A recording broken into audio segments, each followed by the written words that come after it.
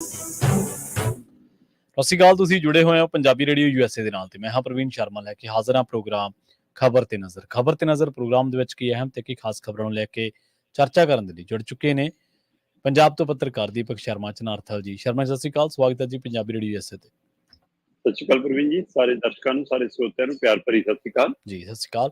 ਸੋ programme ਦੇ ਵਿੱਚ ਅੱਗੇ ਵਧਣ ਤੋਂ ਪਹਿਲਾਂ ਧੰਨਵਾਦ ਕਰਦੇ ਚਲੀਏ ਸਪਾਂਸਰਸ ਦਾ, ਜਿਹੜੇ ਜ਼ਰੀਆ ਬਣਦੇ ਨੇ ਇਹਨਾਂ ਪ੍ਰੋਗਰਾਮਾਂ ਨੂੰ ਤੁਹਾਡੇ ਤੱਕ ਪਹੁੰਚਾਉਣ ਦੇ ਲਈ। ਖਾਲਸਾ ਇੰਸ਼ੋਰੈਂਸ ਏਜੰਸੀ ਵਾਲੇ, ਜਿਨ੍ਹਾਂ ਤੋਂ ਤੁਸੀਂ ਹਰ ਤਰੀਕੇ ਦੀ ਇੰਸ਼ੋਰੈਂਸ ਲੈ ਸਕਦੇ ਹੋ। ਇੰਸ਼ੋਰੈਂਸ ਬਾਰੇ ਪਤਾ ਕਰਨ ਲਈ ਇਹਨਾਂ ਦਾ ਨੰਬਰ ਹੈ 408 272 2500। ਇਹ 1992 ਤੋਂ ਲਗਾਤਾਰ ਇੰਸ਼ੋਰੈਂਸ ਬਿਜ਼ਨਸ ਦੇ ਵਿੱਚ ਸ਼ਾਨਦਾਰ ਸੇਵਾਵਾਂ ਦੇ ਰਹੇ ਨੇ ਤੇ ਅਮਰੀਕਾ ਭਰ ਦੇ ਵਿੱਚ ਇੰਸ਼ੋਰੈਂਸ ਕਰਦੇ ਨੇ। ਓਬਾਮਾ ਕੇਅਰ, ਮੈਡੀਕੇਅਰ ਜਾਂ ਫਿਰ ਕਵਰਡ ਕੈਲੀਫੋਰਨੀਆ ਬਾਬਤ ਪਾਲਿਸੀ ਕਰਵਾਉਣ ਦੇ ਲਈ, ਸਲਾਹ ਲੈਣ ਦੇ ਲਈ ਅੱਜ ਹੀ ਕਾਲ ਕਰੋ 408 272 2500 ਤੇ। ਟਰਕੀਅਨ ਇਮੀਗ੍ਰੇਸ਼ਨ ਲਾ ਫਰਮ ਵਾਲੇ, ਜੇ ਟਰਕੀਅਨ ਟੋਰਨੀ ਟਰਕੀਅਨ ਦੇ ਨਾਲ ਤੁਸੀਂ US ਇਮੀਗ੍ਰੇਸ਼ਨ ਬਾਬਤ ਕੋਈ ਵੀ ਸਲਾਹ ਕਰਨੀ ਹੈ, ਕੋਈ ਵੀ ਸਵਾਲ ਪੁੱਛਣਾ ਤੇ ਇਹਨਾਂ ਦਾ ਨੰਬਰ ਹੈ 415 909 0503। ਗੁਰਦੀਪ ਸਿੰਘ ਬਿਰਤੀ ਕਲੋਵਿਸ, Mandeep Singh, Sandeep Kaur San Jose, Gurpal Singh Sacramento, Jind Kaur Bakersfield, Kamaljit Singh ਮੱਖਣ ਦੌਲਤਪੁਰੀਆ ਸੈਂਟਰਲ ਵੈਲੀ ਤੇ ਜੱਸੀ ਗਿੱਲ ਪਲੰਬਿੰਗ ਵਾਲੇ ਬੇਕਰਸਫੀਲਡ ਤੋਂ। ਇਹਨਾਂ ਸਾਰੇ ਹੀ ਸਪਾਂਸਰਸ ਦਾ ਬਹੁਤ ਬਹੁਤ ਧੰਨਵਾਦ। ਤੇ ਜੇਕਰ ਤੁਸੀਂ ਵੀ ਪੰਜਾਬੀ ਰੇਡੀਓ USA ਦੇ ਇਹਨਾਂ ਪ੍ਰੋਗਰਾਮਾਂ ਨੂੰ ਸਪਾਂਸਰ ਕਰਨਾ ਚਾਹੁੰਦੇ ਹੋ ਤਾਂ ਸਟੂਡੀਓ ਦਾ ਨੰਬਰ ਹੈ 408 272 5200। ਅੱਜ ਦਾ ਇਹ ਖਬਰ ਤੇ ਨਜ਼ਰ ਪ੍ਰੋਗਰਾਮ ਸਾਲ 2024 ਦੀ 10 ਜੁਲਾਈ ਦਾ ਪ੍ਰੋਗਰਾਮ ਹੈ ਤੇ ਦਿਨ ਅੱਜ ਬੁੱਧਵਾਰ ਹੈ। ਸ਼ਰਮਾ ਜੀ, ਖਬਰਾਂ ਦੀ ਸ਼ੁਰੂਆਤ ਕਰੀਏ ਆਪਾਂ ਹਾਈ ਕੋਰਟ ਦੇ ਹੁਕਮਾਂ ਤੋਂ। ਕੀ ਹਾਈ ਕੋਰਟ ਦੇ ਹੁਕਮਾਂ ਦੇ ਬਾਵਜੂਦ ਵੀ ਨਹੀਂ ਖੁੱਲੇਗਾ ਸ਼ੰਭੂ ਬਾਰਡਰ? ਬਿਲਕੁਲ, ਇਹ ਸਵਾਲ ਕਿੱਥੋਂ ਪੈਦਾ ਹੋਇਆ ਕਿ ਇੱਕ ਪਾਸੇ ਹਾਈ ਕੋਰਟ ਹੁਕਮ ਕਰ ਰਹੀ ਹੈ ਪੰਜਾਬ ਹਰਿਆਣਾ ਨੂੰ, ਖਾਸ ਕਰ ਹਰਿਆਣਾ ਸਰਕਾਰ ਨੂੰ, ਕਿ ਇੱਕ ਹਫ਼ਤੇ ਦੇ ਵਿੱਚ ਬੈਰੀਕੇਡ ਹਟਾਓ, ਰਸਤਾ ਕਲੀਅਰ ਕਰੋ ਤੇ ਕਿਸਾਨਾਂ ਦਾ ਮਸਲਾ ਕੇਂਦਰ ਨਾਲ ਹੈ, ਇਹਨਾਂ ਨੂੰ ਦਿੱਲੀ ਜਾਣ ਦਿਓ। ਤੇ ਦੂਏ ਪਾਸੇ ਇਹ ਸਵਾਲ ਪੈਦਾ ਹੋ ਰਿਹਾ ਕਿ ਕੀ ਇਹ ਹੁਕਮਾਂ ਦੇ ਬਾਵਜੂਦ ਵੀ ਸ਼ੰਭੂ ਬਾਰਡਰ ਨਹੀਂ ਖੁੱਲੇਗਾ, ਜਦੋਂ ਕਿ ਚਰਚੇ ਤਾਂ ਇਹ ਨੇ ਕਿ ਹੁਣ ਸ਼ੰਭੂ ਮੋਰਚਾ ਸਿੰਘੂ ਬਾਰਡਰ ਤੇ ਜਾ ਕੇ ਲੱਗੇਗਾ। ਅਸਲ ਦੇ ਵਿੱਚ ਪ੍ਰਵੀਨ ਜੀ, ਪਿਛਲੇ 5 ਮਹੀਨਿਆਂ ਤੋਂ 10 ਫਰਵਰੀ 2024 ਤੋਂ ਸ਼ੰਭੂ ਬਾਰਡਰ ਦੇ ਉੱਤੇ ਕਿਸਾਨਾਂ ਨੂੰ ਰੋਕਿਆ ਗਿਆ ਜਿਹੜੇ ਦਿੱਲੀ ਜਾਣ ਲਈ ਨਿਕਲੇ ਸੀ। ਜੀ ਜੀ। ਤੇ ਉਹ ਕਹਿੰਦੇ ਕਿ ਸਾਡੀਆਂ ਮੰਗਾਂ ਕੁਝ ਪੁਰਾਣੀਆਂ ਨੇ, ਕੁਝ ਨਵੀਆਂ ਨੇ, ਕੁਝ ਮਸਲੇ ਨੇ ਕੇਂਦਰ ਨਾਲ ਕਿਉਂ ਨਜਿੱਠਣੇ ਨੇ, ਤੇ ਉਹ ਮੰਗਾਂ ਨੂੰ ਲੈ ਕੇ ਅਸੀਂ ਦਿੱਲੀ ਜਾ ਰਹੇ ਹਾਂ। ਪਰ ਹਰਿਆਣਾ ਨੇ ਪਿਛਲੀ ਵਾਰ ਵਾਲੇ ਤੋਂ ਤਿੱਗਣੀ ਚੌਗਣੀ ਤਿਆਰੀ ਦੇ ਨਾਲ ਬੈਰੀਗੇਟਿੰਗ ਹੀ ਨਹੀਂ ਕੀਤੀ, ਬਲਕਿ ਹਮਲਾ ਕੀਤਾ। ਬਿਲਕੁਲ ਸਹੀ ਹੈ। ਕੱਲੀ ਬੈਰੀਗੇਟਿੰਗ ਵਾਲਾ ਮਸਲਾ ਨਹੀਂ ਸੀਗਾ, ਜਿਸ ਤਰ੍ਹਾਂ ਦੇ ਹਥਿਆਰ, ਜਿਸ ਤਰ੍ਹਾਂ ਦਾ ਫੋਰਸ ਵਰਤੀ ਗਈ ਕਿਸਾਨਾਂ ਦੇ ਪ੍ਰਤੀ, ਜਿਵੇਂ ਦੂਸਰੇ ਮੁਲਕ ਨਾਲ ਕੋਈ ਜੰਗ ਲੱਗੀ ਹੋਵੇ, ਉਸ ਤਰ੍ਹਾਂ ਦਾ ਉੱਥੇ ਦ੍ਰਿਸ਼ ਪੈਦਾ ਹੋਇਆ। ਸੋ ਉਸ ਘਟਨਾ ਤੋਂ ਬਾਅਦ ਕਿਸਾਨਾਂ ਨੇ ਫਿਰ ਉੱਥੇ ਹੀ ਪੱਕੇ ਮੋਰਚੇ ਕੱਢ ਲਏ ਕਿ ਲੋਕ ਫਿਰ ਉਰੇ ਬੈਠ ਜਾਂਦੇ ਆ। ਜੀ ਜੀ। ਉਹਨਾਂ ਨੇ, ਕਿਉਂਕਿ ਉਹਦੇ ਨਾਲ ਫਿਰ ਜਾਨੀ ਮਾਲੀ ਨੁਕਸਾਨ ਦਾ ਖਤਰਾ ਵੱਧ ਰਿਹਾ ਸੀ, ਸੋ ਇਸ ਲਈ ਉਹਨਾਂ ਨੇ ਉੱਥੇ ਪੱਕੇ ਮੋਰਚੇ ਲਾ ਲਏ। ਹੁਣ ਪੰਜਾਬ ਵਾਲੇ ਪਾਸੇ 3-4 ਕਿਲੋਮੀਟਰ ਲੰਬੇ ਕਿਸਾਨਾਂ ਦੇ ਟੈਂਟ ਲੱਗੇ ਨੇ, ਟਰੈਲੀਆਂ ਖੜੀਆਂ ਨੇ, ਸ਼ੈੱਡ ਪਏ ਨੇ, ਤੇ ਦੂਏ ਪਾਸੇ ਮਤਲਬ ਕਿ ਹਰਿਆਣੇ ਵਾਲੇ ਪਾਸੇ ਉਹਨਾਂ ਨੇ ਪੰਜਾਬ ਦੀ ਹੱਦ ਦੇ ਐਨ ਸਿਰੇ ਦੇ ਉੱਤੇ ਲਿਆ ਕੇ ਆਪਣੇ ਟੈਂਟ ਗੱਡ ਕੇ, ਤਾਰਾਂ ਲਾ ਕੇ, ਬੈਰੀਗੇਟਿੰਗ ਲਾ ਕੇ, ਸੀਮੈਂਟ ਦੀਆਂ ਕੰਧਾਂ ਕਰਕੇ, ਪਿੱਛੇ ਟਰੱਕ ਟ੍ਰਿਪਰ ਖੜਾ ਕੇ, 7 ਲੇਅਰ ਦੀ ਸੁਰੱਖਿਆ ਤੈਨਾਤ ਕੀਤੀ ਹੋਈ ਹੈ। 7 ਲੇਅਰ ਨੇ, ਮਤਲਬ ਉਹਦੇ ਵਿੱਚ ਹਰਿਆਣਾ ਪੁਲਿਸ ਵੀ ਹੈ ਤੇ ਉਹ ਸੁਰੱਖਿਆ ਉਹਨਾਂ ਦੀ ਨੀਮ ਫੌਜੀ ਦਸਤੇ ਵੀ ਨੇ, ਸਾਰਾ ਕੁਝ। ਹੁਣ ਮਾਨਯੋਗ ਹਾਈ ਕੋਰਟ ਨੇ ਜਿਹੜਾ ਹੁਕਮ ਸੁਣਾਇਆ, ਉਹ ਕਿਹਾ ਕਿ ਇੱਕ ਹਫ਼ਤੇ ਦੇ ਵਿੱਚ ਹਰਿਆਣਾ ਰਾਹ ਖੋਲੇ ਤੇ ਜੇ ਦਿੱਲੀ ਜਾਣਾ ਚਾਹੁੰਦੇ ਨੇ ਦਿੱਲੀ ਜਾਣ। ਹਾਂ, ਲਾਅ ਐਂਡ ਆਰਡਰ ਨੂੰ ਮੇਨਟੇਨ ਕਰਨਾ ਹਰਿਆਣਾ ਦੀ ਔਰ ਪੰਜਾਬ ਦੀ ਜਾਣਕਾਰੀ ਆ, ਉਹਨਾਂ ਦੋਹਾਂ ਸਰਕਾਰਾਂ ਦੀ ਜ਼ਿੰਮੇਵਾਰੀ ਬਣੂਗੀ। ਸੋ ਇਸ ਲਈ ਉਹਨਾਂ ਨੇ ਦੋਵਾਂ ਨੂੰ ਇੱਕ ਤਰ੍ਹਾਂ ਨਾਲ ਹਦਾਇਤ ਕੀਤੀ। ਪਰ ਇਹ ਜਿਹੜਾ ਸਵਾਲ ਤੁਸੀਂ ਕਰ ਰਹੇ ਹੋ ਜੀ ਕਿ ਕੀ ਮਤਲਬ ਬਾਰਡਰ ਖੁੱਲੇਗਾ ਜਾਂ ਨਹੀਂ ਖੁੱਲੇਗਾ, ਹਰਿਆਣਾ ਸਰਕਾਰ ਦੇ ਵਕੀਲਾਂ ਦੀਆਂ ਜੋ ਦਲੀਲਾਂ ਸੀ ਉਹ ਇਸ਼ਾਰਾ ਕਰਦੀਆਂ ਕਿ ਉਹ ਹਾਈ ਕੋਰਟ ਦੇ ਫੈਸਲੇ ਨੂੰ ਅਜੇ ਮੰਨਣ ਦਾ ਮਨ ਨਹੀਂ ਬਣਾਈਆਂ, ਉਹਨਾਂ ਦੀ ਤਿਆਰੀ ਨਹੀਂ। ਕਿਉਂਕਿ ਹਰਿਆਣਾ ਸਰਕਾਰ ਦੇ ਵਕੀਲ ਕਹਿ ਰਹੇ ਸੀ ਕਿ ਹੁਕਮ ਸਾਨੂੰ ਥੱਲਿਆਂ ਨੂੰ ਥੋੜਾ ਜੀ, ਪੰਜਾਬ ਨੂੰ ਵੀ ਨਾਲ ਹੈ ਜੀ, ਹੈ ਨਾ। ਤੇ ਉਹ ਕਹਿੰਦੇ ਜੀ, ਆ ਮੇਰੇ ਕੋਲ ਰਿਪੋਰਟ ਪਈ ਆ, ਉਹਨਾਂ ਨੇ ਕਿਹਾ ਕਿ ਜੀ ਹਾਈਵੇ ਤਾਂ ਹੀ ਖੁੱਲੂਗਾ ਜਦੋਂ ਕਿਸਾਨ ਉੱਥੋਂ ਹਟਣਗੇ। ਉਧਰ ਹਾਈ ਕੋਰਟ ਕਹਿ ਰਿਹਾ ਕਿ ਤੁਸੀਂ ਰਾਹ ਖੋਲ ਦਿਓ ਤੇ ਅਗਲੇ ਜਾਣਾ ਚਾਹੁਣ ਜਾਣ। ਹਾਂਜੀ ਹਾਂਜੀ। ਕਿਉਂਕਿ ਕਿਸਾਨਾਂ ਨੇ ਵੀ ਇਸ ਸਵਾਲ ਨਾਲ ਇਹ ਸੁਨੇਹਾ ਲਾਇਆ ਕਿ ਜੀ ਅਸੀਂ ਤਾਂ ਕਿਨਾਰੇ ਤੇ ਬੈਠੇ ਹਾਂ, ਰਾਹ ਖੁੱਲ ਜਾਵੇ ਅਸੀਂ ਲੰਘ ਜਾਾਂਗੇ। ਸੋ ਇਸ ਲਈ ਹੁਣ ਮਤਲਬ ਇਸ ਪਹਿਲੂ ਤੇ ਆ ਕੇ ਸਥਿਤੀ ਖੜ ਗਈ ਕਿ ਕੀ ਹਰਿਆਣਾ ਇਸ ਸਥਿਤੀ ਦੇ ਵਿੱਚ ਆ, ਹਰਿਆਣਾ ਸਰਕਾਰ ਇਸ ਪਾਵਰ ਚ ਆ ਕਿ ਹਾਈ ਕੋਰਟ ਦੇ ਫੈਸਲੇ ਨੂੰ ਦਰਕਨਾਰ ਕਰਕੇ ਕਹਿ ਰਿਹਾ ਕਿ ਪਹਿਲਾਂ ਕਿਸਾਨ ਹਟਣ ਫਿਰ ਰਾਹ ਖੁੱਲਾਂਗੇ ਜੀ। ਫਿਰ ਤਾਂ ਹਾਈ ਕੋਰਟ ਦਾ ਹੁਕਮ ਨਾ ਵੀ ਆਉਂਦਾ ਤਾਂ ਵੀ ਕਿਸਾਨ ਹਟ ਜਾਂਦੇ ਤਾਂ ਫਿਰ ਰਾਹ ਤਾਂ ਖੁੱਲੇ ਜਾਣਾ ਸੀ। ਸੋ ਮਸਲਾ ਤਾਂ ਇਹੀ ਹੈ ਕਿ ਉਹ ਰਾਹ ਰੋਕਣ ਨਹੀਂ ਹੈ, ਉਹ ਤਾਂ ਅੱਗੇ ਜਾਣ ਲਈ ਆਏ ਸੀ। ਹਾਂ ਜੀ, ਅੱਗੇ ਜਾ ਕੇ ਉਹ ਸਿੰਘੂ ਬੈਠਦੇ ਨੇ, ਬਰਾੜੀ ਬੈਠਦੇ ਨੇ, ਰਾਮਲਾ ਮੈਦਾਨ ਚ ਬੈਠਦੇ ਨੇ, ਵੱਖਰਾ ਸਵਾਲ ਹੈ। ਅੱਛਾ ਰਾਹ ਖੁੱਲਣ ਤੋਂ ਬਾਅਦ ਜਾਣਾ ਵੀ ਹੈ ਕਿ ਨਹੀਂ ਇਹ ਵੀ ਨਹੀਂ ਪਤਾ। ਕਈਆਂ ਜਥੇਬੰਦੀਆਂ ਦੀਆਂ ਲੱਤਾਂ ਹੁਣ ਭਾਰ ਵੀ ਨਹੀਂ ਚੱਲ ਰਹੀਆਂ, ਜਾਣਾ ਹੀ ਨਹੀਂ ਚਾਹੁੰਦੇ ਹੈ। ਇਸ ਤੇ ਵੀ ਮੰਥਨ ਚੱਲ ਰਿਹਾ ਕਿ ਇੱਥੇ ਬੈਠੇ ਰਹੀਏ ਜਾਂ ਇਹ ਖੁੱਲਣ ਤੋਂ ਪਹਿਲਾਂ ਹੀ ਕੋਈ ਸਾਡਾ ਜੋੜ ਤੋੜ ਹੋ ਕੇ ਕੋਈ ਸਮਝੌਤਾ ਹੋ ਜਾਵੇ। ਸੋ ਉਸ ਦੀਆਂ ਕੋਸ਼ਿਸ਼ਾਂ ਵੀ ਨੇ। ਮੁੱਖ ਮੰਤਰੀ ਸਾਹਿਬ ਭਗਵੰਤ ਮਾਨ ਦੇ ਕੰਨਾਂ 'ਚ ਵੀ ਫੂਕ ਮਾਰ ਕੇ ਆਏ ਨੇ ਕਈ ਲੀਡਰ ਕੇ ਕਰੋ ਜਨਾਬ ਨਵੇੜਾ ਹੁਣ ਸਾਡਾ। ਸੋ ਇਸ ਲਈ ਇਹ ਸਾਰੀ ਸਥਿਤੀ ਬਾਅਦ ਦੀ ਆ। ਪਰ ਹਰਿਆਣਾ ਸਰਕਾਰ ਦੀ ਨੀਅਤ, ਹਰਿਆਣਾ ਪੁਲਿਸ ਦੀ ਨੀਅਤ, ਉੱਥੇ ਸੁਰੱਖਿਆ ਅਤੇ ਪ੍ਰਸ਼ਾਸਨ ਦੀ ਨੀਅਤ ਉਹ ਰਾਹ ਖੁੱਲਣ ਦੀ ਨਹੀਂ ਹੈ। ਮਤਲਬ ਕੋਰਟ ਦੇ ਹੁਕਮਾਂ ਦੇ ਬਾਵਜੂਦ ਵੀ ਉਹ ਇਹ ਕਹਿ ਰਹੇ ਨੇ ਕਿ ਪਹਿਲਾਂ ਕਿਸਾਨ ਹਟਣਗੇ ਫਿਰ ਅਸੀਂ ਰਾਹ ਖੁੱਲਣ ਲਈ ਦੇਖਾਂਗੇ। ਹਾਂ, ਇਹ ਸਭ ਦੇ ਦਰਮਿਆਨ ਮਤਲਬ ਕਿ ਇੱਕ ਪਹਿਲੂ ਨਵਾਂ ਉੱਭਰਿਆ ਕਿ ਭਾਈ ਗੋਲੀ ਕਿਹਨੇ ਮਾਰੀ ਸੀ। ਸੋ ਸ਼ੁਭ ਕਰਨ ਵਾਲੇ ਮਾਮਲੇ ਦੇ ਵਿੱਚ ਹਾਈ ਕੋਰਟ ਕੋਲ ਜਿਹੜੀ ਰਿਪੋਰਟ ਆਈ ਹੈ ਨਾ, ਉਹਦੇ ਵਿੱਚ ਉਹ ਕਹਿੰਦੇ ਜੀ ਕਿ ਜਿਹੜੀ ਰਿਪੋਰਟ ਦਮ ਭਰਦੀ ਆ ਕਿ ਇਹਦੇ ਵਿੱਚ ਤਾਂ ਸ਼ਾਟਗਨ ਦੀ ਵਰਤੋਂ ਕੀਤੀ ਗਈ, ਜਿਹੜੇ ਉਹਦੇ ਜਿਹਦੇ ਨਾਲ ਮੌਤ ਹੋਈ ਹੈ ਉਹਦੀ। ਸੋ ਮੈਡੀਕਲ ਦੀ ਰਿਪੋਰਟ ਇਹ ਕਹਿੰਦੀ ਹੈ ਕਿ ਸ਼ਾਟਗਨ, ਤੇ ਉਹ ਕਹਿੰਦੇ ਜੀ ਸ਼ਾਟਗਨ ਪੁਲਿਸ ਦੀ ਹਥਿਆਰ ਨਹੀਂ ਹੈ, ਪੁਲਿਸ ਦੀ ਵਰਤੋਂ, ਪੁਲਿਸ ਇਹਦੀ ਵਰਤੋਂ ਨਹੀਂ ਕਰ ਸਕਦੀ। ਬਿਲਕੁਲ ਸਹੀ। ਤੇ ਇਸ ਗੱਲ ਦੇ ਉੱਤੇ ਹਾਈ ਕੋਰਟ ਨੇ ਕਿਹਾ ਕਿ ਫਿਰ ਜਾਂਚ ਕਰੋ। ਉਹਨਾਂ ਨੇ ਬਕਾਇਦਾ ਜਾਂਚ ਟੀਮ ਬਣਾਤੀ ਆ ਕਿ ਕਿਤੇ ਗੋਲੀ ਕਿਸਾਨ ਵਾਲੇ ਪਾਸਿਓਂ ਤਾਂ ਨਹੀਂ ਚੱਲੀ। ਜਦੋਂ ਕਿ ਇਹਦੀ ਵੀਡੀਓਗ੍ਰਾਫੀ ਕਰਨ ਦੀ ਲੋੜ ਆ, ਵੀਡੀਓਗ੍ਰਾਫੀ ਦੀ ਜਾਂਚ ਕਰਨ ਦੀ ਲੋੜ ਆ, ਪੂਰੀ ਟੋਲਾ ਫਰਾਲੀ ਕਰਨ ਦੀ ਲੋੜ ਆ ਕਿ ਜੇ ਕਿਸਾਨ ਵਾਲੇ ਪਾਸਿਓਂ ਵੀ ਚੱਲੀ ਆ ਤਾਂ ਵੀ ਚਲਾਉਣ ਵਾਲਾ ਕੌਣ ਸੀ। ਬਿਲਕੁਲ ਸਹੀ। ਇਹ ਜੇ ਕਿਸਾਨ ਵਾਲੇ ਪਾਸਿਓਂ ਚੱਲੀ ਵੀ ਹੈ ਤਾਂ ਵੀ ਇਹ ਜ਼ਰੂਰੀ ਨਹੀਂ ਕਿ ਕਿਸਾਨ ਇਹ ਹੋਵੇ, ਉਹ ਕੌਣ ਸੀ, ਇਹਦੀ ਵੀ ਜਾਂਚ। ਤੇ ਜੇ ਦੂਏ ਪਾਸਿਓਂ ਚੱਲੀ ਆ ਤਾਂ ਜ਼ਰੂਰੀ ਨਹੀਂ ਪੁਲਿਸ ਨੇ ਚਲਾਈ ਹੋਵੇ, ਉਹਨਾਂ ਦੀ ਭੀੜ 'ਚ ਹੋਰ ਕੌਣ ਕੌਣ ਸ਼ਾਮਲ ਸੀ, ਇਹ ਵੀ ਜਾਂਚ ਦਾ ਵਿਸ਼ਾ। ਇਹ ਵੀ ਜਾਂਚ ਦਾ ਵਿਸ਼ਾ, ਬਿਲਕੁਲ ਸਹੀ। ਸੋ ਇਹ ਕਾਫੀ ਗੰਭੀਰ ਮਸਲਾ ਹੈ।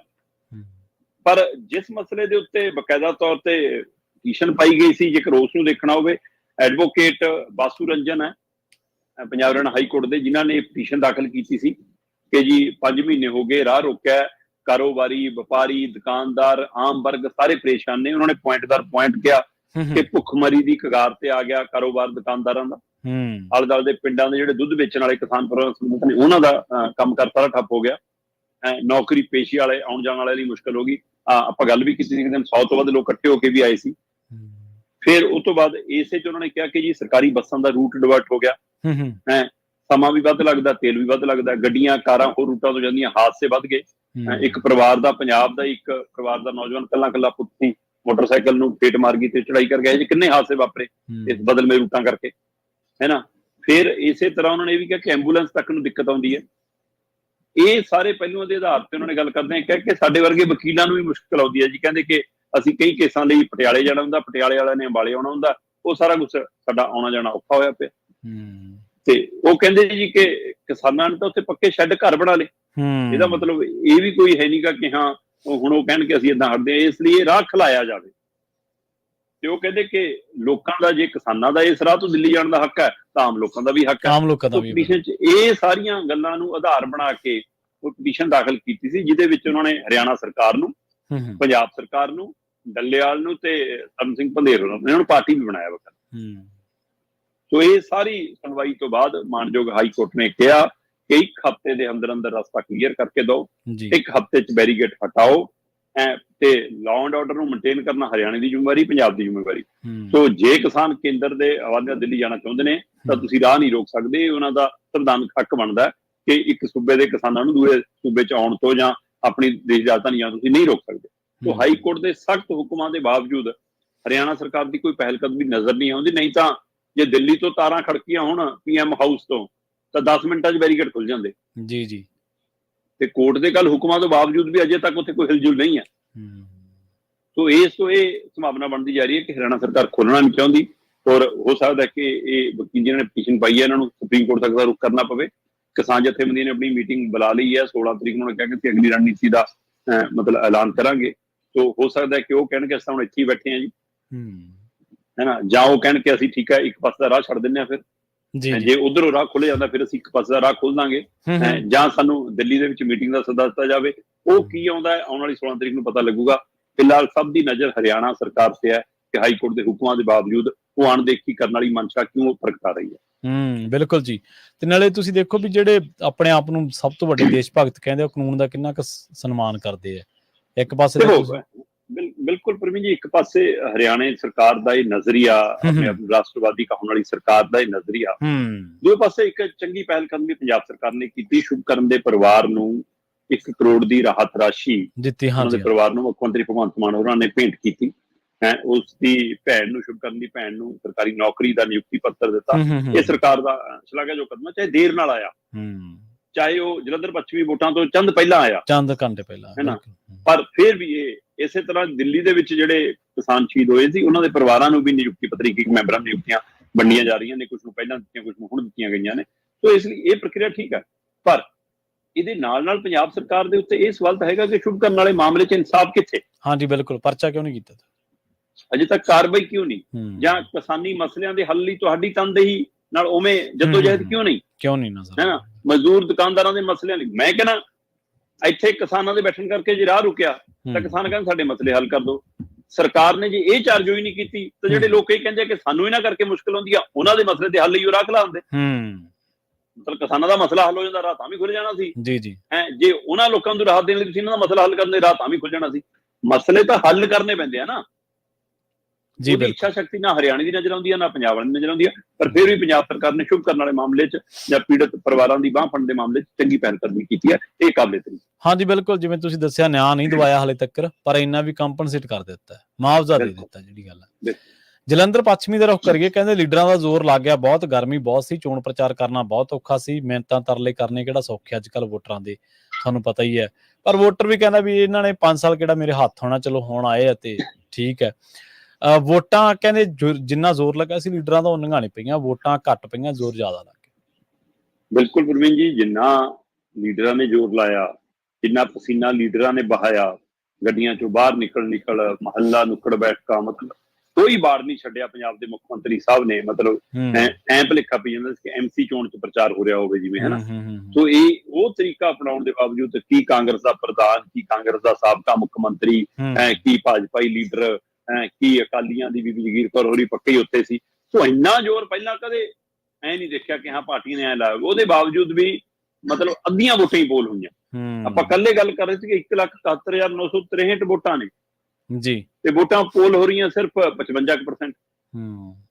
ਮਤਲਬ ਜਿੰਨੀ ਜਦੋਜਹਿਦ ਲੀਡਰਸ਼ਿਪ ਨੇ ਕੀਤੀ, ਜਿੰਨਾ ਇਸ ਨੂੰ ਮੁੱਦਾ ਬਣਾਇਆ, ਜਿੰਨਾ ਇਸ ਦਾ ਉਭਾਰ ਹੋਇਆ ਇਸ ਜਲੰਧਰ ਪੱਛਮੀ ਦੀ ਚੋਣ ਦਾ, ਉਨੀਆਂ ਲੋਕਾਂ ਨੇ ਉਤਸ਼ਾਹ ਨਹੀਂ ਦਿਖਾਇਆ ਵੋਟਾਂ ਪਾਉਣ ਦਾ।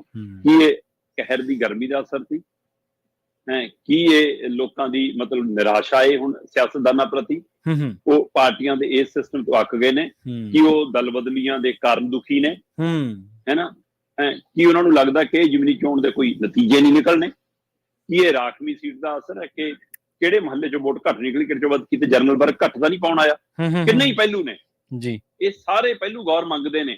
ਪਰ ਕੁੱਲ ਮਿਲਾ ਕੇ ਸਿਆਸਤਦਾਨਾਂ ਲਈ ਸ਼ੀਸ਼ਾ ਦਿਖਾਉਣ ਵਾਲੀ ਗੱਲ ਹੈ ਕਿ ਤੁਹਾਡੀ ਇੰਨੀ ਜਦੋਜਹਿਦ ਦੇ ਬਾਵਜੂਦ, ਇੰਨੀ ਜ਼ੋਰ ਜਮਾਇਸ਼ ਦੇ ਬਾਵਜੂਦ, ਸੂਟ, ਸ਼ਰਾਬ, ਰਾਸ਼ਨ, ਪੱਤਾ, ਜੇਬ, ਨਗਦੀ ਫਗਦੀ ਸਾਰਾ ਕੁਝ ਕਰਨ ਦੇ ਬਾਵਜੂਦ ਵੀ ਵੋਟ ਪੈ ਰਹੀ ਆ 55%। ਹੋ ਸਕਦਾ 1% ਹੋਰ ਵੱਧ ਜਾਵੇ, ਕਿਉਂਕਿ 5 ਵਜੇ ਤੱਕ 51% ਸੀ। 6 ਵਜੇ ਤੋਂ ਬਾਅਦ ਜਿਹੜੇ ਅੰਕੜੇ ਜਾਰੀ ਕੀਤੇ ਉਹ 55% ਸੀਗੇ। ਤੇ ਹੋ ਸਕਦਾ ਕਿ ਪੂਰੀ ਤਸੱਲੀ ਕਰਨ ਤੋਂ ਬਾਅਦ, ਕਿਉਂਕਿ 6 ਵਜੇ ਤੋਂ ਬਾਅਦ ਜੇ ਕੋਈ ਲਾਈਨਾਂ 'ਚ ਲੱਗਿਆ ਰਹੇ, ਅੰਦਰ ਆ ਜਾਵੇ, ਸੈਂਟਰ ਦੇ 181 ਪੋਲਿੰਗ ਸੈਂਟਰ ਬਣਾਏ ਸੀ, ਤਾਂ ਉਹਨਾਂ ਦੀ ਵੋਟ ਤਾਂ ਪੈਣੀ ਹੈ। ਸੋ ਇਸ ਲਈ ਮੈਂ ਸਵੇਰੇ ਵੀ ਜਦੋਂ ਚੈੱਕ ਕਰ ਰਿਹਾ ਸੀ ਤਾਂ ਮੈਨੂੰ 55% ਦੀ ਜਾਣਕਾਰੀ ਉਪਲਬਧ ਹੋਈ ਆ। ਸੋ ਸਕਦਾ ਤੋਂ ਵੱਧ ਪੈ ਜਾਵੇ। ਪਰ ਕੱਲ 13 ਜਿਮਨੀ ਚੋਣਾਂ ਲਈ ਦੇਸ਼ 'ਚ ਵੋਟਾਂ ਪਈਆਂ, 7 ਸੂਬਿਆਂ ਦੀਆਂ 13 ਸੀਟਾਂ ਤੇ ਪੋਲਿੰਗ ਸੀ, 13 ਦੀਆਂ 13 ਤੇ ਹੋਈ ਆ, ਤੇ ਠੀਕ ਠਾਕ ਪੋਲਿੰਗ ਹੋਈ ਆ, ਔਰ ਠੀਕ ਠਾਕ ਮਾਹੌਲ ਰਿਹਾ। 1-2 ਪੱਛਮੀ ਬੰਗਾਲ 'ਚ ਕੁਝ ਘਟਨਾ ਵਾਪਰੀਆਂ, ਬਾਕੀ ਓਵਰਆਲ ਠੀਕ ਰਿਹਾ। ਪੰਜਾਬ ਦੇ ਨਾਲ ਪੰਜਾਬ ਦਾ ਗਵਾਂਢੀ ਸੂਬਾ ਹਿਮਾਚਲ ਦੇ ਵਿੱਚ 3 ਸੀਟਾਂ ਤੇ ਸੀ, ਔਰ ਤੁਸੀਂ ਇਹ ਦੇਖੋ ਕਿ ਨਾਲਾਗੜ੍ਹ 'ਚ 78% ਤੱਕ ਵੋਟ ਪੋਲ ਹੋਈ ਹੈ, ਤੇ ਓਵਰਆਲ ਹਿਮਾਚਲ ਦੀਆਂ 3 ਸੀਟਾਂ ਤੇ 71% ਤੋਂ ਵੱਧ ਪੋਲਿੰਗ ਹੋਈ ਹੈ। ਅੱਛਾ, ਸੋ ਇੱਕ ਪਾਸੇ ਉਹ ਹੈ ਤੇ ਇੱਕ ਪਾਸੇ ਸੀ। ਚਲੋ 13 ਤੇ ਵੋਟਾਂ ਪੈ ਗਈਆਂ, ਨਤੀਜੇ ਵੀ 13 ਨੂੰ ਆਉਣੇ ਆ। ਹੁਣ 13 ਤੱਕ ਥੋੜਾ ਜਿਹਾ ਸੁੱਖ ਦਾ ਸਾਹ ਹੋਊਗਾ ਤੇ ਉਦੋਂ ਪਤਾ ਲੱਗੂਗਾ। ਮੁੱਖ ਮੰਤਰੀ ਸਾਹਿਬ ਨੇ ਵੋਟਰਾਂ ਦਾ ਧੰਨਵਾਦ ਇਕੱਲੇ ਕਰਤਾ ਵੇ। ਜੀ ਬਿਲਕੁਲ। ਤੇ ਇੱਕ ਗੱਲ ਇਹ ਵੀ ਹੈ ਨਾ ਸ਼ਰਮਾ ਜੀ, ਪੰਜਾਬ ਦੇ ਮੁੱਖ ਮੰਤਰੀ ਸਾਹਿਬ ਨੇ ਜਿਹੜੇ ਉਹਨਾਂ ਨੇ ਇਹ ਨਾਅਰਾ ਦਿੱਤਾ ਸੀਗਾ, ਪੰਜਾਬ ਸਰਕਾਰ ਤੁਹਾਡੇ ਦੁਆਰ, ਤੇ ਉਹਨਾਂ ਨੇ ਹੁਣ ਇਹ ਸਾਬਤ ਵੀ ਕਰਤਾ ਵੀ ਸਰਕਾਰਾਂ ਜਦੋਂ ਤੁਹਾਡੇ ਦੁਆਰ ਤੱਕ ਪਹੁੰਚਦੀਆਂ, ਤੁਹਾਡੀ ਦਹਿਲੀਜ਼ ਤੱਕ ਪਹੁੰਚਦੀਆਂ, ਫਿਰ ਉਦੋਂ ਹੀ ਪਹੁੰਚਦੀਆਂ ਜਦੋਂ ਕਿਤੇ ਕੁੜੀਕੀ 'ਚ ਫਸ ਗਈ। ਪ੍ਰਵੀਨ ਜੀ, ਮੈਂ ਸਹਿਮਤ ਨਹੀਂ ਤੁਹਾਡੇ ਨਾਲ। ਹਾਂ ਦੱਸੋ। ਸਰਕਾਰ ਨਹੀਂ ਗਈ, ਪਾਰਟੀ ਦਾ ਪ੍ਰਧਾਨ। ਬਿਲਕੁਲ ਸਹੀ। ਜੇ ਸਰਕਾਰ ਗਈ ਹੁੰਦੀ ਨਾ ਤਾਂ ਫੋਟੋਆਂ ਖਿਚਾ ਕੇ ਰਾਸ਼ਨ ਸੂਟ ਵੰਡਦੀ। ਜੀ ਸਹੀ। ਚੋਰੀ ਜਿਹੜੀ ਹੈ, ਚੋਰੀ ਵੰਡਣ ਵਾਲੇ ਕੰਮ ਨੇ, ਸਰਕਾਰਾਂ ਦੇ ਕੰਮ ਨਹੀਂ ਹੁੰਦੇ। ਸਰਕਾਰਾਂ ਦੇ ਕੰਮ ਨਹੀਂ, ਬਿਲਕੁਲ ਸਹੀ ਹੈ, ਬਿਲਕੁਲ ਸਹੀ ਹੈ ਜੀ। ਤੇ ਪੰਜਾਬ ਸਰਕਾਰ ਚ ਵੀ ਤੇ ਕਹਿੰਦੇ ਆਪ ਪਾਰਟੀ ਚ ਵੀ। ਹੁਣ ਇੱਥੇ ਦੋਨੇ ਕਥਨੀ ਆਪਾਂ ਇਕੱਠੇ ਹੋ ਗਏ, ਜਿਹੜੀ ਗੱਲ ਮੈਂ ਕਰ ਰਿਹਾ ਸੀ ਉਹ ਵੀ ਤੇ ਜਿਹੜੀ ਗੱਲ ਤੁਸੀਂ ਕਰ ਰਹੇ ਸੀ ਪਾਰਟੀ ਦੇ ਹਵਾਲੇ ਨਾਲ ਉਹ ਵੀ, ਕਹਿੰਦੇ ਦੋਨਾਂ ਚ ਹੀ ਵੱਡੇ ਫੇਰ ਬਦਲ ਦੀ ਤਿਆਰੀ ਹੈ।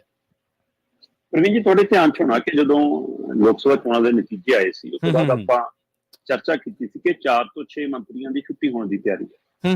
ਜੀ ਜੀ। 4 ਤੋਂ 6 ਮੰਤਰੀ ਹਟਾਏ ਸਕਦੇ ਨੇ, ਖਾਸ ਕਰਕੇ 3-4 ਮੰਤਰੀ ਉਹ ਸੀ ਜਿਹੜਾ ਉਹਦੀਆਂ ਹਲਕਿਆਂ ਦੇ ਵਿੱਚ ਲੋਕ ਸਭਾ ਉਮੀਦਵਾਰ ਪਛੜੇ, ਹਾਂਜੀ ਹਾਂਜੀ, ਹੈ ਨਾ, ਜਾਂ ਜਿਨ੍ਹਾਂ ਦਾ ਰਿਪੋਰਟ ਕਾਰਡ ਇੰਨਾ ਵਧੀਆ ਨਹੀਂ ਰਿਹਾ, ਲੋਕਾਂ ਵੱਲੋਂ ਜੋ report card Aam Aadmi party ਤੋਂ ਇਕੱਠਾ ਹੋਇਆ ਉਹ। ਪਰ ਉਹ ਸਭ ਦੇ ਦਰਮਿਆਨ ਕੇਜਰੀਵਾਲ ਹੋਰੀ ਆਪਣੇ ਮਸਲੇ ਚ ਉਲਝ ਗਏ ਸੀ। ਇਸ ਕਾਰਨ ਦੂਸਰੇ ਪਾਸੇ ਇਹ ਜਿਮਨੀ ਚੋਣ ਆ ਗਈ, ਇਹ ਪਹਿਲੂ। ਤੀਸਰਾ, ਇੱਕ ਜਿਹੜੇ ਮੰਤਰੀ ਹਟਾਏ ਜਾਣੇ ਸੀ ਉਹਨਾਂ ਚੋਂ ਇੱਕ ਬੀਬੀ ਦਾ ਵਿਆਹ ਵੀ ਕਹਿੰਦੇ ਉਹਦਾ ਵੀ ਨਾਮ ਵਿੱਚ ਸੀਗਾ, ਅਨਮੋਲ ਗਗਨ ਮਾਨ ਹੋਰਾਂ ਦਾ, ਉਹਦਾ ਵਿਆਹ ਆ ਗਿਆ।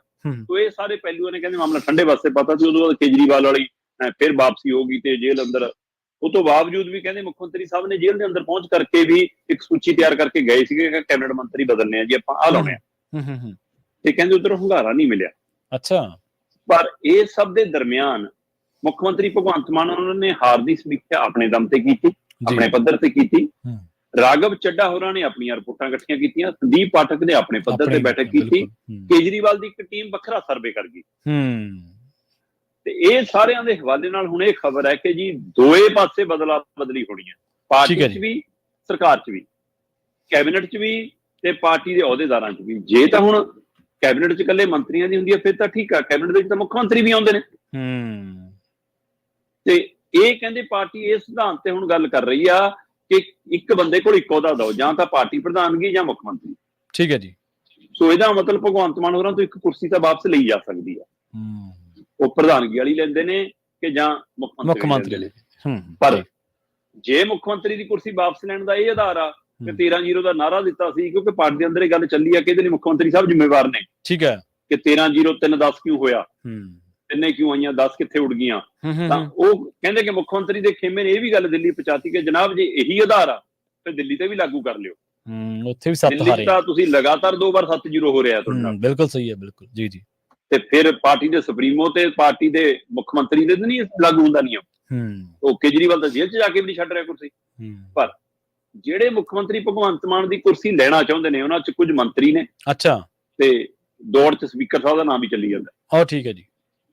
ਤੇ ਕਹਿੰਦੇ ਇਹ ਸੁਨੀਤਾ ਕੇਜਰੀਵਾਲ ਦੀਆਂ ਹੁਣ ਚੌਂਕੀਆਂ ਭਰਦੇ ਨੇ, ਉੱਥੇ ਲਗਾਤਾਰ ਚੌਂਕੀਆਂ ਭਰੀਆਂ ਜਾ ਰਹੀਆਂ ਨੇ ਕਿ ਕੇਜਰੀਵਾਲ ਜੀ, ਮਤਲਬ ਕਈ ਐਮਐਲਏ ਹੁਣ ਮੰਤਰੀ ਬਣਨ ਲਈ ਉਤਾਵਲੇ ਨੇ, ਕਈ ਮੰਤਰੀ ਹੁਣ ਮੁੱਖ ਮੰਤਰੀ ਬਣਨ ਲਈ ਉਤਾਵਲੇ ਨੇ, ਤੇ ਕਈ ਪ੍ਰਧਾਨਗੀ ਤੇ ਮੁੱਖ ਮੰਤਰੀ ਦੋਏ ਕੁਰਸੀਆਂ ਕੰਨੀ ਝਾਕੀ ਜਾਂਦੇ ਨੇ ਕਿ ਕੁਛ ਤਾਂ ਮਿਲੇ। ਪਰ ਭਗਵੰਤ ਮਾਨ ਕਹਿੰਦੇ ਕੱਚੀਆਂ ਗੋਲੀਆਂ ਨਹੀਂ ਖੇਡਦਾ, ਹੁਣ ਉਹਨੇ ਪੱਕੀ ਤਿਆਰੀ ਕੀਤੀ ਹੋਈ ਹੈ। ਹੁਣ ਪੱਕੀ ਤਿਆਰੀ ਕਿਹੜੀ ਆ?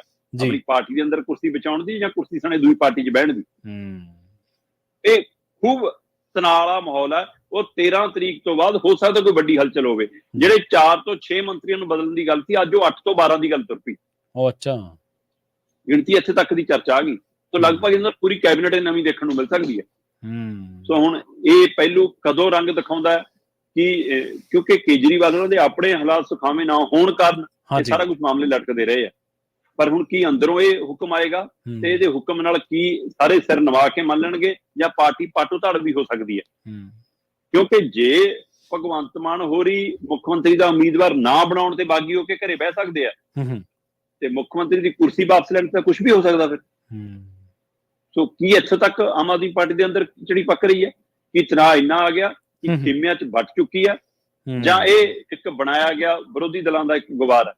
ਪਰ ਸਕੱਤਰੇ ਦੀਆਂ ਪੌੜੀਆਂ ਤੋਂ ਲੈ ਕੇ ਸੀਐਮ ਦੀ ਸਰਕਾਰੀ ਰਿਹਾਇਸ਼ ਤੱਕ ਤੋਂ ਇਹ ਕਨਸੂਆਂ ਮਿਲ ਰਹੀਆਂ ਕਿ ਆਮ ਆਦਮੀ ਪਾਰਟੀ ਤੋਂ ਲੈ ਕੇ ਆਮ ਆਦਮੀ ਪਾਰਟੀ ਦੀ ਸਰਕਾਰ ਤੱਕ ਚੰਦ ਦਿਨਾਂ ਦੇ ਅੰਦਰ ਵੱਡਾ ਰੱਦੋ-ਬਦਲ, ਵੱਡਾ ਫੇਰ-ਬਦਲ ਹੋ ਸਕਦਾ। ਸ਼ਰਮਾ ਜੀ, ਤੁਸੀਂ ਇਹ ਦੇਖੋ ਵੀ ਜੇਕਰ ਦਿੱਲੀ ਵਾਲੀ ਟੀਮ ਜੇ 1-2 ਸੀਟਾਂ ਜਿੱਤੀ ਹੁੰਦੀ ਨਾ ਤੇ ਫਿਰ ਉਹਨਾਂ ਦਾ ਕੰਮਕਾਰ ਕਰਨ ਦਾ ਤਰੀਕਾ ਤੁਸੀਂ ਦੇਖਣਾ ਸੀ, ਹੋਰ ਹੋਣਾ ਸੀ, ਫਿਰ ਤਰੀਕਾ ਹੋਰ ਹੋਣਾ ਸੀਗਾ। ਔਰ ਇੱਥੇ ਵੀ ਇਹਦੇ ਵਿੱਚ ਕੋਈ ਦੋ ਰਾਏ ਨਹੀਂ ਕਿ ਸਿਆਸੀ ਗਲਿਆਰਿਆਂ ਦੇ ਵਿੱਚ ਚਰਚਾ ਤੇ ਚੱਲਦੀ ਰਹਿੰਦੀ ਹੈ ਕਿ ਕੰਟਰੋਲ ਉੱਤੋਂ ਹੋਣ ਕਰਕੇ ਸਾਰਾ ਕੁਝ, ਉਹ ਬਹੁਤ ਸਾਰੀਆਂ ਚੀਜ਼ਾਂ ਦੇ ਲਈ ਉਹ ਜਿਹੜੇ ਕੰਮ ਨੇ, ਉਹ ਜਿਹੜੀਆਂ ਕਾਰਕ ਨੇ, ਉਹ ਜ਼ਿੰਮੇਵਾਰ ਮੰਨੇ ਜਾਂਦੇ ਆ। ਪਰ ਫਿਰ ਵੀ ਤੁਸੀਂ ਉਹ ਗਾਗਰ 'ਚ ਸਾਗਰ ਭਰਨ ਵਾਲੀ ਗੱਲ ਆ ਵੀ ਮੁੱਖ ਮੰਤਰੀ ਸਾਹਿਬ ਏਡੇ ਪੋਲੇ ਨਹੀਂ ਗੇ ਜਿਹੜੇ ਕਹਿਣਗੇ ਚੰਗਾ ਜੀ ਲੈ ਲਓ ਕੁਰਸੀ। ਸੋ ਹਾਂ, ਪਰ ਦਿੱਲੀ ਜਾਣ ਵਾਲੇ ਵੀ ਗੇੜੇ ਖਾਸੇ ਲਾਉਂਦੇ ਆ, ਉਧਰ ਵੀ ਤੁਹਾਨੂੰ ਪਤਾ ਹੀ ਹੈ। ਫਿਰ ਜਦੋਂ ਜਦ ਤਾਂ ਚੱਲਦੀ ਰਹਿੰਦੀ ਹੈ। ਸਪੀਕਰ ਸਾਹਿਬ ਦਾ ਤੁਸੀਂ ਨਾਂ ਲਿਆ, ਲੰਘੇ ਦਿਨੀ ਇੱਕ ਖਬਰ ਜਿਹੜੀ ਤੁਸੀਂ ਸਾਂਝੀ ਕੀਤੀ ਸੀਗੀ ਵੀ ਉਹ ਪ੍ਰੈਸ ਨੋਟ ਵੀ ਰੋਕ ਲਿਆ ਗਿਆ। ਖਬਰ ਤਾਂ ਰੋਕਣੀ ਬਹੁਤ ਦੂਰ ਦੀ ਗੱਲ, ਉੱਥੋਂ ਹੀ ਹਿਸਾਬ ਲਾ ਲਓ ਫਿਰ ਕਿਹੋ ਜਿਹਾ ਹਾਂਜੀ ਇਸ਼ਕ ਮੁਸ਼ਕ ਚੱਲ ਰਿਹਾ। ਬਿਲਕੁਲ ਬਿਲਕੁਲ। ਤੇ ਅਭਿਸ਼ੇਕ ਮਨੂ ਸਿੰਘ ਵੀ ਦੀ ਗੱਲ ਕਰੀਏ, ਬਹੁਤ ਪਹੁੰਚੇ ਹੋਏ ਵਕੀਲ ਨੇ, ਸਿਆਸਤਦਾਨ ਨੇ। ਇਹਨਾਂ ਨੂੰ ਕਹਿੰਦੇ ਭਾਜਪਾ ਤੋਂ ਇਲਾਵਾ ਹਰ ਕੋਈ ਰਾਜ ਸਭਾ ਭੇਜਣਾ ਚਾਹੁੰਦਾ। ਕਾਂਗਰਸ ਤਾਂ ਚਲੋ ਭੇਜਣਾ ਚਾਹਵੇ ਤਾਂ ਉਹ ਤਾਂ ਗੱਲ ਸਮਝ ਆਉਂਦੀ ਹੈ, ਹੋਰ ਕਿਹੜੇ ਦਲ ਨੇ ਜਿਹੜੇ ਭੇਜਣਾ ਚਾਹੁੰਦੇ ਨੇ? ਪ੍ਰਵੀਨ ਜੀ, ਸਵਾਲ ਤਾਂ ਹੈ ਕਿ ਅਭਿਸ਼ੇਕ ਮਨੂ ਸਿੰਘ ਵੀ ਰਾਜ ਸਭਾ ਜਾਣ ਲਈ ਇੰਨਾ ਕਾਹਲਾ ਕਾਹਤੇ? ਹਾਂਜੀ, ਇਹ ਵੀ ਸਵਾਲ ਹੈ ਜੀ।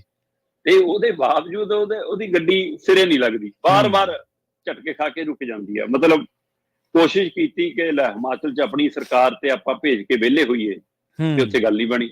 ਹਾਂਜੀ, ਤੇ ਉੱਥੇ ਸਭ ਹੋਰ ਰਫੜ ਪੈ ਗਿਆ ਉੱਥੇ ਹੋਰ ਰਫੜ ਪੈ ਗਿਆ।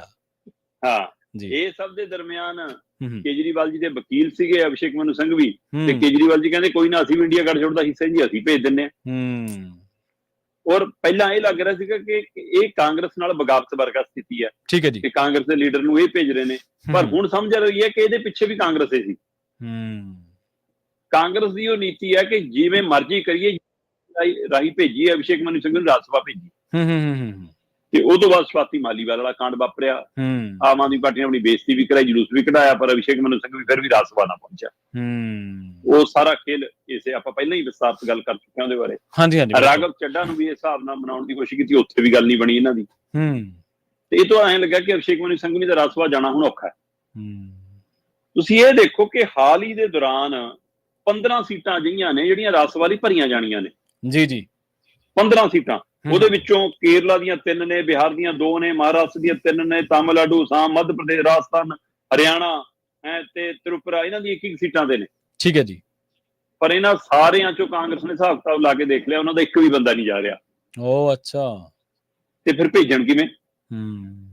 ਹੁਣ ਉਹਨਾਂ ਨੂੰ ਨਵੀਂ ਸਵਾਤੀ ਮਾਲੀਵਾਲ ਲੱਭਣੀ ਪੈਣੀ ਸੀ ਕਿ ਕੋਈ ਨਵੀਂ ਲੱਭੀਏ, ਅਸਤੀਫਾ ਕਰਾਈਏ ਤੇ ਉਹਦੇ ਰਾਹੀਂ ਅਭਿਸ਼ੇਕ ਮਨੂ ਸਿੰਘ ਨੂੰ ਭੇਜੀਏ। ਇਹਦੇ ਲਈ ਪਤਾ ਲੱਗ ਰਿਹਾ, ਕਹਿੰਦੇ ਜੀ ਕਾਂਗਰਸ ਨੇ ਬਕਾਇਦਾ ਤੌਰ ਤੇ ਤੇਲੰਗਾਨਾ ਦੇ ਮੁੱਖ ਮੰਤਰੀ ਰੈਡੀ ਹੋਰਾਂ ਨਾਲ ਤਾਲਮੇਲ ਕੀਤਾ। ਕਹਿੰਦੇ ਜੀ ਉੱਥੇ ਦੇ ਜਿਹੜੇ ਮੁੱਖ ਮੰਤਰੀ ਰੇਵੰਤ ਰੈਡੀ ਹੈ ਨਾ, ਉਹਨਾਂ ਨਾਲ ਤਾਲਮੇਲ ਕੀਤਾ ਕਿ ਵੀ ਸਾਡਾ ਬੰਦਾ ਰਾਜ ਸਭਾ ਭੇਜੋ।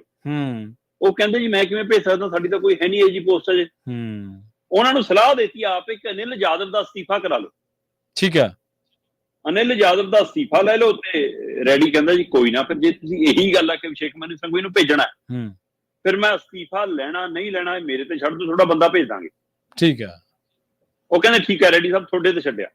ਹੁਣ ਰੈਡੀ ਹੋਰਾਂ ਨੇ ਕੀ ਕੀਤਾ, ਕਹਿੰਦੇ ਜੀ ਜਦੋਂ ਰੈਡੀ ਤੇ ਛੱਡਤਾ ਤਾਂ ਉਹਨਾਂ ਨੇ ਕੇਸ਼ਵ ਰਾਓ ਨੂੰ ਆਪਣੀ ਪਾਰਟੀ ਸ਼ਾਮਲ ਕਰ ਰਿਹਾ। BRS ਦੇ ਮੌਜੂਦਾ ਰਾਜ ਸਭਾ ਮੈਂਬਰ ਨੇ। ਠੀਕ ਹੈ ਜੀ। BRS ਪਾਰਟੀ ਦੇ ਮੌਜੂਦਾ ਰਾਜ ਸਭਾ ਮੈਂਬਰ ਕੇਸ਼ਵ ਰਾਓ ਨੂੰ ਆਪਣੀ ਪਾਰਟੀ ਸ਼ਾਮਲ ਕਰ ਲਿਆ ਤੇ ਕਹਿੰਦੇ ਜੀ ਉਹਨੂੰ ਮਨਾ ਲਿਆ ਕਿ ਤੈਨੂੰ ਅਸੀਂ ਆਪਣੀ ਪਾਰਟੀ ਸ਼ਾਮਲ ਕਰ ਲਾਂਗੇ। ਮਤਲਬ ਮਨਾ ਕੇ ਉਹਨੂੰ ਕਿਹਾ ਕਿ ਤੂੰ ਅਸਤੀਫਾ ਦੇ ਦੀ, ਤੈਨੂੰ ਅਸੀਂ ਆਪਣੀ ਸਰਕਾਰ 'ਚ ਮੰਤਰੀ ਬਣਾ ਲਾਂਗੇ ਤੇ ਤੇਰੀ ਥਾਂ ਤੇ ਅਭਿਸ਼ੇਕ ਮਨੂ ਸਿੰਘ ਨੂੰ ਰਾਜ ਸਭਾ ਭੇਜਾਂਗੇ। ਪਰ ਹੁਣ ਕੇਸ਼ਵ ਰਾਓ ਦੀ ਜਿਹੜੀ ਹੈਗੀ ਆ, ਉਹ ਹੈਗੀ ਆ ਜੀ ਕਰੀਬ 26 ਤੱਕ ਲਈ, ਮਤਲਬ 2026 ਤੱਕ ਉਹਦੀ ਪੋਸਟ ਹੈ। ਠੀਕ ਹੈ ਜੀ। ਸੋ ਅਪ੍ਰੈਲ 2026 ਚ ਉਹਦੀ ਟਰਮ ਮੁੱਕ ਜਾਣੀ ਹੈ। ਤੇ ਇਹਦੇ ਨਾਲ ਹੀ ਰੈਡੀ ਸਾਹਿਬ ਨੇ ਇਹ ਵੀ ਭਰੋਸਾ ਦਿਵਾਤਾ ਕਿ ਕੋਈ ਨਾ 26 ਤੋਂ ਬਾਅਦ ਵੀ ਅਸੀਂ ਲੜਦੇ ਤੇ ਬਰਕਰਾਰ ਰਹੂਗੀ। ਸੋ ਹੁਣ ਅਜੇ ਵੀ ਆਸ ਜਾਗੀ ਆ ਅਭਿਸ਼ੇਕ ਮਨੂ ਸਿੰਘ ਨੂੰ ਕਿਹਾ ਫਾਰਮੂਲੇ ਰਾਹੀਂ ਮੈਂ ਪਹੁੰਚ ਜਾਊਗਾ, ਪਰ ਜਿੱਦਣ ਪਹੁੰਚੂਗਾ ਉਦੋਂ ਦੇਖਦੇ ਆ ਜੀ। ਮਤਲਬ ਬਾਰ-ਬਾਰ ਝਟਕੇ ਲੱਗਦੇ ਆ, ਪਰ ਕਾਂਗਰਸ ਜਾਂ ਹੋਰ ਦਲ ਵੀ, ਕਾਂਗਰਸ ਦੇ ਸਹਿਯੋਗੀ ਦਲ ਵੀ ਕਿਵੇਂ ਅਭਿਸ਼ੇਕ ਮਨੂ ਨੂੰ ਖੁਸ਼ ਕਰਨ ਲਈ ਲੱਗੇ ਪਏ, ਕਿਉਂਕਿ ਉਹ ਵਕੀਲ ਵੱਡੇ ਨਾਮੀ ਨੇ। ਤੇ ਸਭ ਨੂੰ ਲੱਗਦਾ ਕਿ ਅੱਜ ਕੱਲ ਸਾਡੇ ਘਪਲੇ, ਕੇਸ, ਪੰਗੇ, ਦੰਗੇ ਇੰਨੇ ਨੇ, ਸਾਨੂੰ ਅਭਿਸ਼ੇਕ ਮਨੂ ਸਿੰਘ ਦੀ ਲੋੜ ਤਾਂ ਪੈਣੀ ਹੈ। ਜੀ ਬਿਲਕੁਲ। ਦੇਖੋ ਗਾਹੇ ਬਗਾਹੇ ਉਹਨਾਂ ਦੇ ਕਈ ਵਿਵਾਦ ਵੀ ਉਹਨਾਂ ਨਾਲ ਜੁੜੇ ਨੇ, ਪਰ ਜਿਹੜੇ ਦਰਜੇ ਦੇ ਉਹ ਵਕੀਲ ਨੇ ਉਹਦੇ ਤੋਂ ਤਾਂ ਵਾਕਈ ਪਾਰਟੀਆਂ ਦੀ ਉਹ ਜ਼ਰੂਰਤ ਹੈ। ਵਕਾਲਤ ਉਹਨਾਂ ਦੀ ਮੰਨੀ ਪ੍ਰਮੰਨੀ ਆ, ਹਾਲਾਂਕਿ ਚਲੋ ਪੋਲਿਟਿਕਸ ਦੇ ਵਿੱਚ ਵਿਚਰਦੇ ਆ, ਵਿਵਾਦ ਵੀ ਉਹਨਾਂ ਨਾਲ ਜੁੜੇ ਨੇ ਔਰ ਉਹਨਾਂ ਨੂੰ ਆਪਾਂ ਕੱਢ ਵੀ ਨਹੀਂ ਸਕਦੇ ਉਹਨਾਂ ਦੇ ਪ੍ਰੋਫਾਈਲ ਦੇ ਵਿੱਚੋਂ ਜਿਹੜੇ ਜੁੜੇ ਨੇ ਜਾਂ ਜਿਹੜੇ ਜਾਂਦੇ ਗੱਲ ਕਰੀਏ ਪੈਨਸ਼ਨ ਧਾਰਕਾਂ ਦੀ। ਹੁਣ ਆਮ ਤਾਂ ਇਹ ਗੱਲ ਕਹੀ ਜਾਂਦੀ ਹੈ ਵੀ ਖੂਹ 'ਚ ਸੁੱਕੀ ਇੱਟ ਨਹੀਂ ਮੁੜਦੀ, ਤੇ ਪਰ ਇੱਥੇ ਕਹਿੰਦੇ ਸਰਕਾਰ ਨੇ ਸਵਰਗਵਾਸੀ ਪੈਨਸ਼ਨ ਧਾਰਕਾਂ ਤੋਂ ਮੁੜਵਾ ਲਏ 122 ਕਰੋੜ। ਜਾਂ ਤਾਂ ਕੋਈ ਗੱਲ ਮਸਲਾ ਵਿੱਚੋਂ ਹੋਰ ਹੈ ਸ਼ਰਮਾ ਜੀ?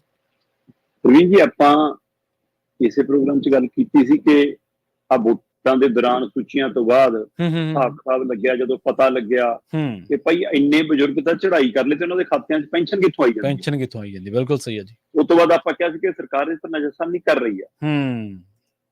ਸਰਕਾਰ ਕੋਲ ਰਿਪੋਰਟ ਆਉਂਦੀ ਹੈ ਕਿ 2017 ਚ 13,076 ਬਜ਼ੁਰਗ ਅਜਿਹੇ ਨੇ ਜਿਨ੍ਹਾਂ ਨੇ ਪੈਨਸ਼ਨ ਆਈ ਗਈ ਤੇ ਪਰ ਉਹ ਇਸ ਦੁਨੀਆ 'ਚ ਹੈ ਨਹੀਂ ਗਏ ਜੀ, ਹੈ ਨਾ, ਤੇ ਉਹਨਾਂ ਤੋਂ ਫਿਰ ਰਾਸ਼ੀ ਮੁੜਾਉਣ ਦੀ ਪ੍ਰਕਿਰਿਆ ਸ਼ੁਰੂ ਹੋਈ।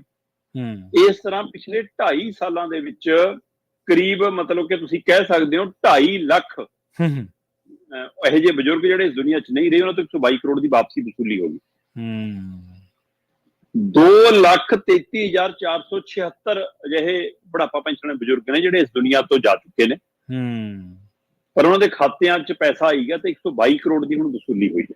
ਠੀਕ ਹੈ ਜੀ। ਪੰਜਾਬ 'ਚ ਪ੍ਰਵੀਨ ਜੀ ਕਰੀਬ 32,41,000 ਤੋਂ ਵੱਧ ਪੈਨਸ਼ਨ ਧਾਰਕ ਨੇ, ਜਿਨ੍ਹਾਂ 'ਚ ਬਜ਼ੁਰਗ ਵੀ ਨੇ ਜਾਂ ਵਿਧਵਾਵਾਂ ਵਾਲੇ ਪੈਨਸ਼ਨ ਨੇ ਜਾਂ ਜਿਹੜੇ ਸਰੀਰਕ ਤੌਰ ਤੇ ਕਿਸੇ ਅੰਗ ਨੁਕਸਾਨੇ ਉਹ ਨੇ। ਸੋ ਇਹ ਗਿਣਤੀ 32,41,000 ਤੋਂ ਵੱਧ ਹੈ, ਜਿਨ੍ਹਾਂ ਦੇ ਵਿੱਚ ਕਰੀਬ 22 ਤੋਂ 23 ਲੱਖ ਬਜ਼ੁਰਗ ਬੁਢਾਪਾ ਪੈਨਸ਼ਨ ਵਾਲੇ ਨੇ। ਔਰ ਹਰ ਸਾਲ ਔਸਤਨ 1 ਲੱਖ ਦੇ ਕਰੀਬ ਬਜ਼ੁਰਗ ਅਜਿਹੇ ਨੇ ਜਿਹੜੇ ਇਸ ਦੁਨੀਆ ਤੋਂ ਚਲੇ ਜਾਂਦੇ ਨੇ, ਪਰ ਉਹਨਾਂ ਤੋਂ ਜ਼ਿਆਦਾਤਰ ਦੀ ਪੈਨਸ਼ਨ ਚੱਲਦੀ ਰਹਿੰਦੀ ਹੈ। ਹੁਣ ਇਸ ਪਹਿਲੂ ਤੇ ਪਹਿਲੀ ਨਜ਼ਰ ਇਹ ਲੱਗਦਾ ਕਿ ਲੈ ਵੀ ਜਿਨ੍ਹਾਂ ਦਾ ਬਾਬਾ ਚੜ੍ਹਾਈ ਕਰ ਗਿਆ, ਬਜ਼ੁਰਗ ਮਾਤਾ ਕੋਈ ਚੜ੍ਹਾਈ ਕਰ ਗਈ, ਉਹ ਆਪ ਕਪੜੇਬਾਜ਼ ਨੇ, ਉਹਨਾਂ ਦੇ ਨਾਂ ਤੇ ਪੈਸੇ ਲਈ ਜਾਂਦੇ। ਹਾਂਜੀ, ਦੇਖਣ ਨੂੰ ਤਾਂ ਇਹੀ ਲੱਗਦਾ। ਬਿਲਕੁਲ ਸਹੀ। ਬਹੁਤ ਗਿਣਤੀ ਮਾਮਲਾ ਅਜਿਹਾ ਨਹੀਂ ਹੈ। ਇਹ 'ਚ 2-3 ਪਹਿਲੂ ਉੱਭਰੇ।